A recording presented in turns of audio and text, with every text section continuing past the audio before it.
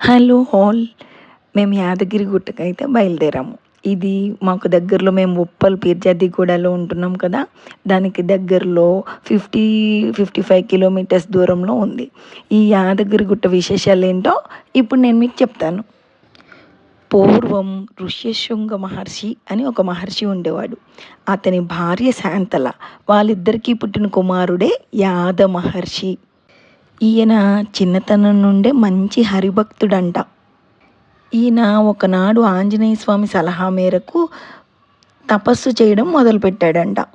ఆ తపస్సు ఈ యాదగిరి మీద, అంటే గిరి మీద చేశాడనమాట. చేసినది యాద మహర్షి కాబట్టి యాదగిరి అని పేరొచ్చింది. అప్పటిలో తపస్సు చేస్తున్నప్పుడంట ఒక రాక్షసుడు ఆహార అన్వేషణలో అటుగా వచ్చి చక్కగా తపస్సు చేస్తున్న నిశ్చలంగా ఉన్న ఈ ఋషిని చూసి తినేయబోయాడంట.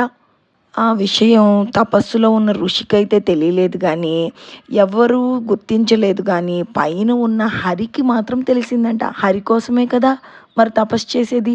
ఆ హరి గుర్తించాడట. అప్పుడు కోపంతో హరి తన సుదర్శన చక్రాన్ని వదిలాడంట. అది ఆ రాక్షసుని తలని ఖండించిందంట. అది చూసిన యాదవ మహర్షి ఇక్కడే ఉండిపో అని చెప్పి ఆ సుదర్శన చక్రాన్ని అడగగా, కొద్ది కాలానికి అక్కడ వెలయబోచున్న శ్రీ లక్ష్మీ నరసింహస్వామి ఆలయ శిఖరాన షట్కోణాకారాన, అంటే ఆ సుదర్శన చక్రం లాంటి ఆకారంలో వెలసి స్వామివారి దర్శనానికి వచ్చే భక్తులకి కొండ కింద ఉన్నట్టు ఆ చక్రం ఆకారంలో స్వామి వెలసినట్టు మనకు కనిపిస్తుంది అనమాట. అది ఈ యాదగిరి గుట్ట విశేషం. దీనికి ఇంకో రకమైన స్టోరీ కూడా ఉందండోయ్. పూర్వం ప్రహ్లాదుని స్టోరీ వినే ఉంటారు. వాళ్ళ నాన్న హరిభక్తుడు కాదనమాట, కానీ ప్రహ్లాదుడేమో హరిభక్తుడు. ఓ హరినామం జపిస్తూ ఉంటాడు. అప్పుడు ఏడి మీ హరి చూపించు అని చోట్ల ఉంటాడు కదా అని అంటే, ప్రహ్లాదుడికి కనపడటానికి హరి లక్ష్మీ నరసింహస్వామి ఉగ్రస్వరూపుడై వస్తాడు. అవునా? ఆ ప్రహ్లాదుణ్ణి తన తండ్రి నుండి రక్షించడానికి అహోబిలంలో నరసింహస్వామి స్తంభాన్ని చీల్చుకుని వచ్చి హిరణ్యకశిపుని సంహరించి ఆ తర్వాత ఆ భీకర రూపాన్ని శాంతపరచడం కోసం ఎవ్వరికి సాధ్యం కాలేదంట. అంత కోపావేశాలతో ఉద్రిక్తుడై ఉన్నాడంట ఆ లక్ష్మీ నరసింహస్వామి. అప్పుడు దేవతలంతా లక్ష్మీదేవిని ప్రార్థించేశారంట. అప్పుడు లక్ష్మీదేవి వెంటనే కిందకి దిగి వచ్చి ఆమె లక్ష్మీ నరసింహస్వామిని తన సమేతంగా శాంతింపచేసింది అనమాట. అందుకే నరసింహస్వామికి లక్ష్మి వచ్చి శాంతింపచేసింది కాబట్టి లక్ష్మీ నరసింహస్వామి అయ్యాడనమాట. అప్పుడు ప్రహ్లాదుడు ఇంత భీకర స్వరూపం వద్దు స్వామి, శాంత స్వరూపుడువై ఇక్కడే కొలువుండమని అడిగాడంట. అయితే స్వామి ఆ భీకర రూపంలో దర్శనమిచ్చిన ఆ ప్రదేశంలో శాంత రూపంలో కొలువై ఉండటం లోక విరుద్ధమని, అక్కడికి సమీపంలో ఉన్న యాదగిరిలో శ్రీ లక్ష్మీ నరసింహస్వామి అర్చనామూర్తిగా కొలువై ఉంటానని చెప్పి వరమిచ్చాడంట. ఇది యాదగిరి గుట్టకున్న మరో స్టోరీ అన్నమాట. లోపల రీసెంట్గా వచ్చిన అప్డేట్స్ ప్రకారం ఈ ఆలయం ఎంత డెవలప్ చేశారో చూడండి. అదిగో నేను చెప్పినట్లు విష్ణుమూర్తి ఆకారంలో ఉన్న సుదర్శన చక్రం లాగా కొండ కింద దేవాలయంలో దేవుడు దర్శనమిస్తూ ఉంటాడు. చూడటానికి చాలా లోపల చాలా అందంగా చాలా బాగుంది. ఎంతోమంది భక్తులు ఈ టైం ఆ టైం అని లేకుండా మంచిగా విజిట్ చేస్తున్నారు.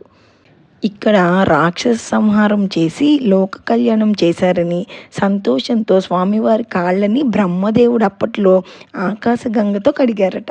ఆ ఆకాశగంగ ఏదో కాదు, దగ్గరలో మనం వచ్చేటప్పుడు దారిలో కనిపించింది కదా పెద్ద చెరువులాగా, అదనమాట ఆకాశగంగ. లోయలోంచి పారే విష్ణు పుష్కరిణిలోకి చేరిందంట. ఈ పుష్కరిణి కూడా చాలా ప్రాముఖ్యం ఉన్నది. ఇక్కడ స్నానం చేసి స్వామివారిని సేవించడానికి వచ్చిన వాళ్ళ కోరికలు సకల కోరికలు తీరుతాయంట.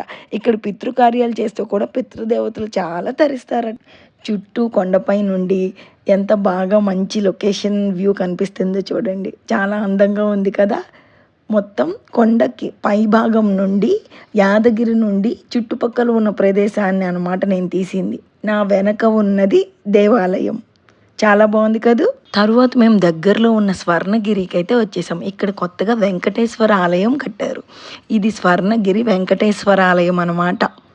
ఇక్కడ వెంకటేశ్వర స్వామివారు సుమారు 12 అడుగుల ఎత్తైన బ్రహ్మత్ విగ్రహ స్వరూపంలో శ్రీ వెంకటేశ్వర స్వామివారు కొలువై ఉన్నారనమాట. ఇక్కడ శ్రీవారితో పాటు పద్మావతి దేవి, గోదాదేవి, గోపాలకృష్ణ స్వామి, ఆండాల్ ఇలా చాలామంది దేవతలు కొలువై ఉన్నారు.